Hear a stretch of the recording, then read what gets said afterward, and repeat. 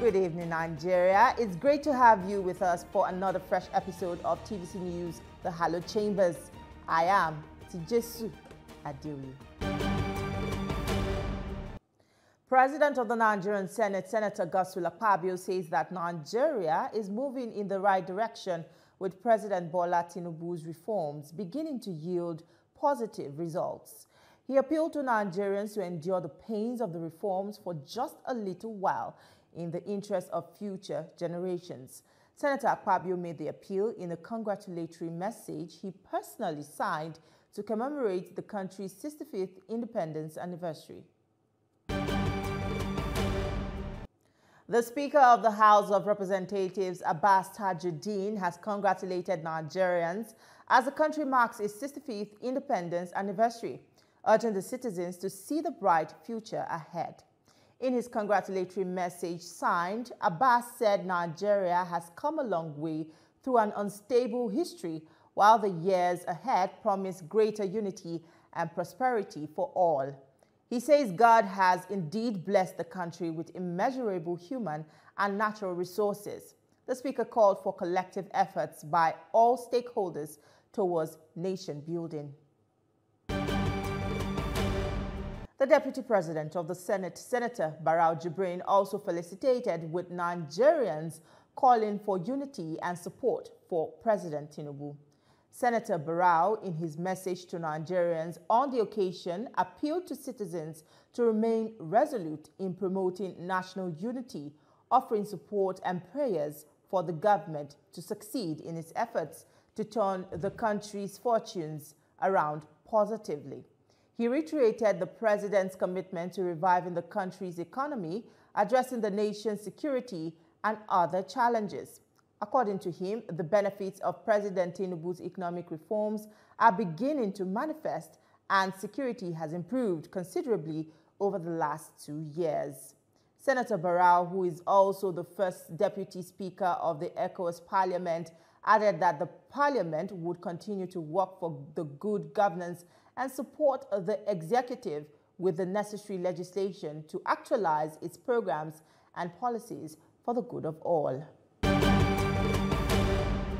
The Deputy Speaker of the House of Representatives, Benjamin Kalu, in his Independence Day message, reflected on Nigeria's journey towards true federalism that will ensure devolution of powers between the federal and subnational governments. The best way to strengthen Nigeria's federalism is through continuous, deliberate, intentional reforms that respond to our present realities. No federation is ever static. Same for Nigeria.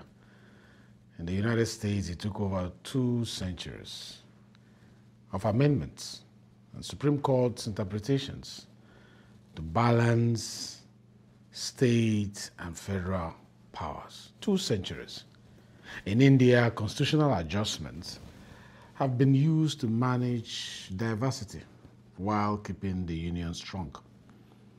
Nigeria's part must also be adaptive. So what we need now is to align responsibilities with capacities.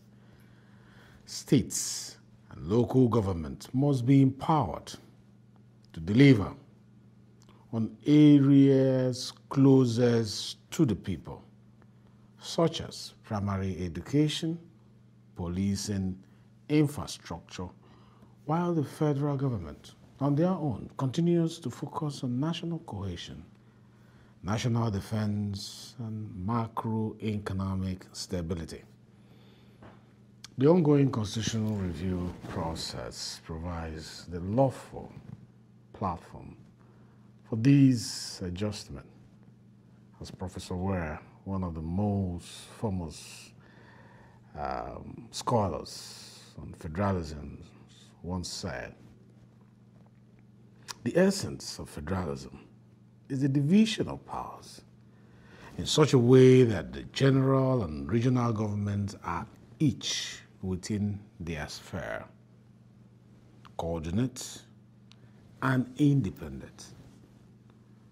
If we design our systems in line with this principle, Nigeria can harness its diversity, not as a source of tension, but to me as a foundation for resilience, as a foundation for growth. Absolutely, absolutely, because that is what the legislature is all about. But the question is how we address it. The Constitution is the architecture of our federation. And like any living document, it must evolve with the needs of its people. Constitutional review offers the platform to do this thoughtfully, to do this inclusively, and without destabilizing the federation. Take the legislative list as an example. We have the exclusive list and we have the concurrent list. The exclusive list contains a wide range of critical national matters, such as defense, foreign affairs, currency, custom, immigration, aviation, mineral resources, and so on. While the concurrent list, which covers areas where both the federal and the state government can legislate. Matters are so many to mention. Through constitutional review, some of these powers have already been devolved, such as railways, prisons, electricity generation. They are now on the concurrent list, though previously on the exclusive list, allowing states to innovate independently. In the same spirit, I'm currently sponsoring the state police bill because security is ultimately local, and empowering states to take greater responsibility for policing is a natural next step in strengthening our federal system.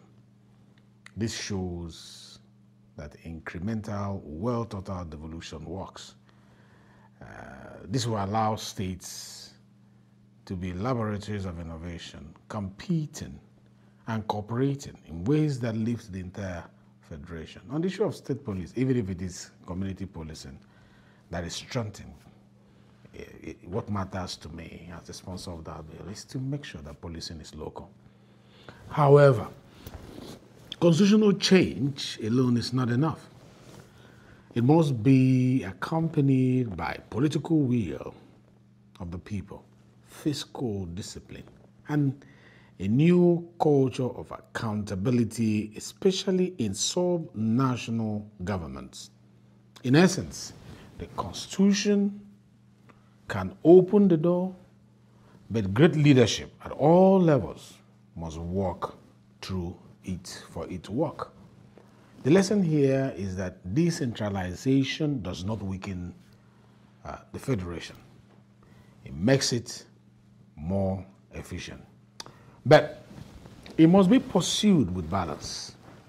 Too much centralization risks inefficiency, but unchecked devolution, on the other hand, without capacity building at state level, local government level, risks fragility.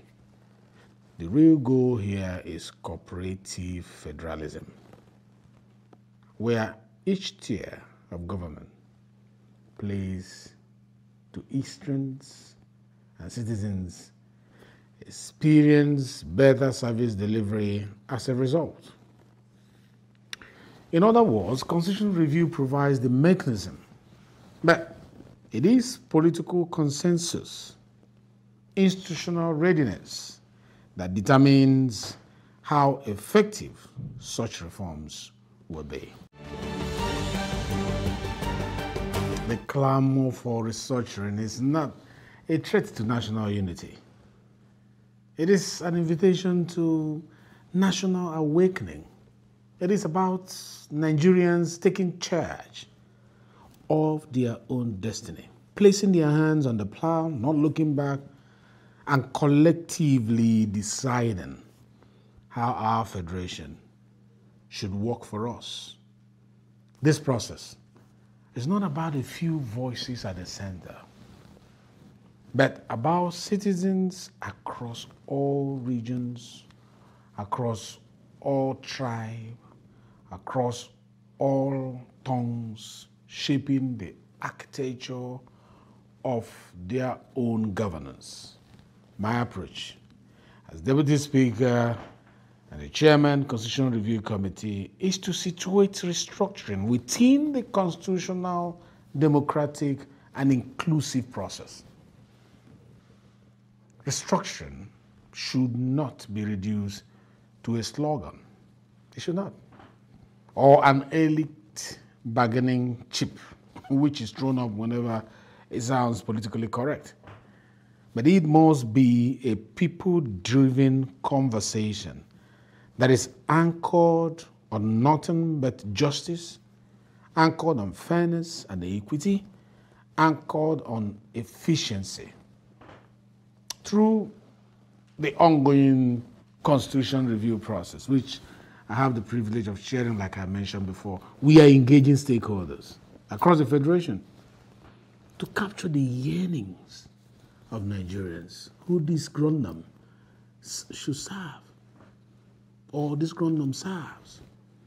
And I'm also sure you witness the large outpouring of ideas and views from different sectors and different parts of this country during the public hearing that just happened a few days ago. Nigerians came out en masse, which is a display of their strong belief in our constitutional democracy. This is not about North versus South or elite versus the grassroots. It is about building a federation. A federation where no part feels such change. A federation where everyone feels included. Therefore, restructuring for me that is properly understood is about repositioning Nigeria so that our diversity becomes our strength, not our fault line. It is not a revision of Nigeria. To me, it's a vision for a more balanced, a more prosperous, a more united, and sustainable nation. We will take a quick break, and when we return, I'll bring you another interview from a member of the House of Representatives. Stay with us. I write to request the kind approval of the National Assembly. Behind every decision, every vote, The ayes have it. and every heated debate lies the heartbeat of democracy. This matter is very, very important. I therefore rule you out of order. Welcome to the place where it all unfolds.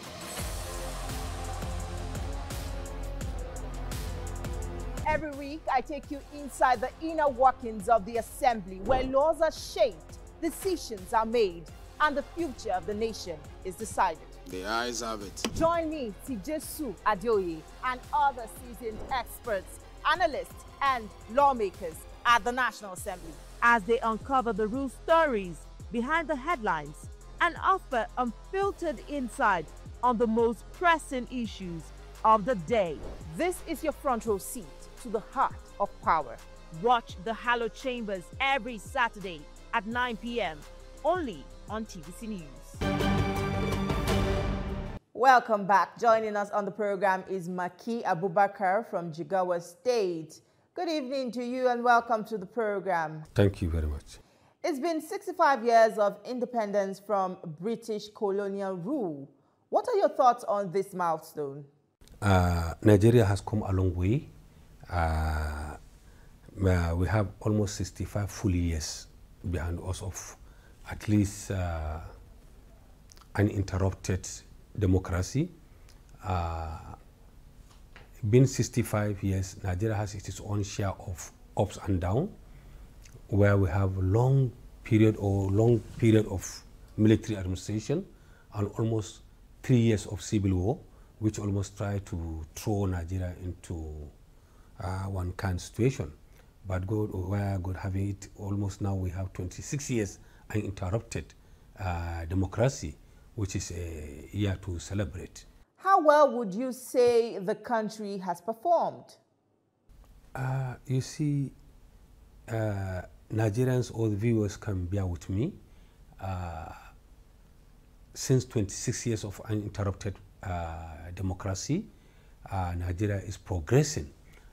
We know the ups and downs that we are passing through, particularly in terms of insecurity. And with this coming administration, they are trying their best. You can see that we have a minimal of kidnapping, Boko Haram, and what have you. So with hope and prayers of Nigerians, Nigeria will be great more and more.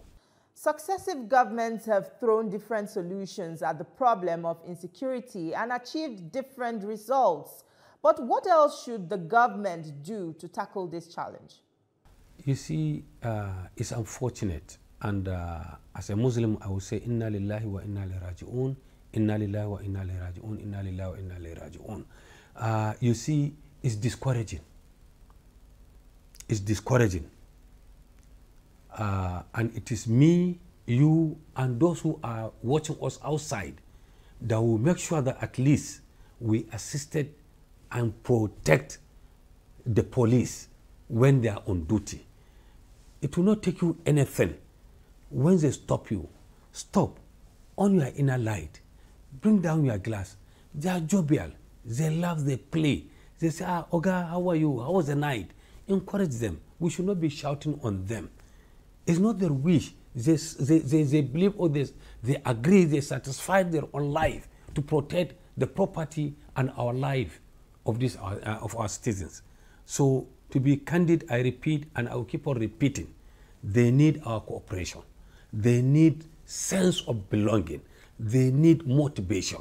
And God willing, as I repeat, I said that under my watch as a chairman Police Affairs Committee, with the cooperation with my leadership and my speaker, will make sure that at least police has make a step behind who they are before. Insecurity is not only a government that will tackle it. It is me, you, and them that we need to put it together. You shouldn't expect somebody from Ogun or Abeokuta or Bayelsa will come to Jigawa and operate kidnapping or do any banditry there. It's within we, particularly with the politicians, we need to put eye together. We come down to our local governments, engage our traditional rulers. Let us give them their all right as it was in the past. So at least, even if a stranger is coming to a ward or a village, he must go and register himself to the village head. At least they should find out where he's coming from, who is he, why did he leave his former place to come here and reside. So if we can revive those kind of things, we will help the government. It's not issue of taking guns, bringing our military, police. It is we ourselves. We need to go back to our olden period and revive this tackling of insecurity. Then government too will join and see that at least we'll fight where we cannot touch. You chair the House Committee on Police Affairs. What's your assessment of the nation's security architecture, particularly the police force? We need to respect police. Most of the responsibility belongs to police, has been withdrawn from them. And if you observe in most places now, issues that police are supposed to handle it, people run to civil defense and what have you. Then we have to go back to our constitution and see who are our police. What is their role? What we, community and the government, supposed to give police to encourage them, to motivate them, to do what they're supposed to do. All this issue of internal security is not meant for military. It is meant for police. But the police need our own cooperation. Anything happen, they will say police, if it is negative. But they have been trying their best, particularly in the current situation of insecurity that we have. Even if you observe the new policies that the new Inspector General of Police is introducing, to see that at least he do in-house workshop to all the CPs, all the senior officers on how to handle internal security. They are trying their best. They need motivation and encouragement from we politicians, civilians, and also the government in general to finance them, ask them where they lack. So we should give them support in that line, in which under my supervision, I'm trying my best to see that at least we revive their image and we give them enough fund to allow them to operate. And we politicians to pull out from interfering into their affairs. We should allow them to do their job. There is short of funding in police. State police is a major talking point in the ongoing alteration to the Constitution. But what kind of hope does it symbolize for the country? I think I have been answering this question in the past. There is a retreat that our speaker engaged all the stakeholders, Clarios, past presidents, in which I could call vividly President Abdusalam Abubakar was there, President Goodluck Jonathan was there, and all we the leaders, we are all there. All security committee chairmen are there, and our leaderships are there. We gather informations, we take all reports from various contributors, we consolidate them, we submit to the leadership, in which if they are going to deal with that aspect in the constitutional amendment, they are going to touch our report and see how possible it's going to be worked. Why I'm not going to tell you directly whether yes or no, because it's something that we consolidate reports, not only my own personal view or my own view as a chairman of police affairs. It's a collaborative information we gathered, we put it together. So we submitted to the chairman Constitution Review, who is the deputy speaker of the House of Representatives. So he liaises with his own counterpart in the Senate and the committee members of the Constitution Review and review our reports and the input they got from various states on state policing. So from there, the outcome will soon be available to public. I write to request the kind approval of the National Assembly. Behind every decision, every vote, The ayes have it.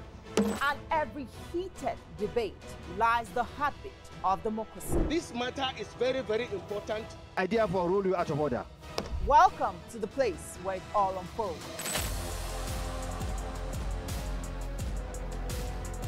Every week, I take you inside the inner workings of the assembly, where laws are shaped, decisions are made, and the future of the nation is decided. The ayes have it. Join me, Tijesu Adeoye, and other seasoned experts, analysts, and lawmakers at the National Assembly as they uncover the real stories behind the headlines and offer unfiltered insight on the most pressing issues of the day. This is your front row seat to the heart of power. Watch the Hallowed Chambers every Saturday at 9 p.m. only on TVC News. That's our package for you from the Hallowed Chambers of the National Assembly. You can see this episode again on TVC News YouTube channel. Do not forget to subscribe, like, and share. You can also subscribe to TVC News on WhatsApp and Telegram. Thank you for watching. I am Tijesu Adeoye. See you next time.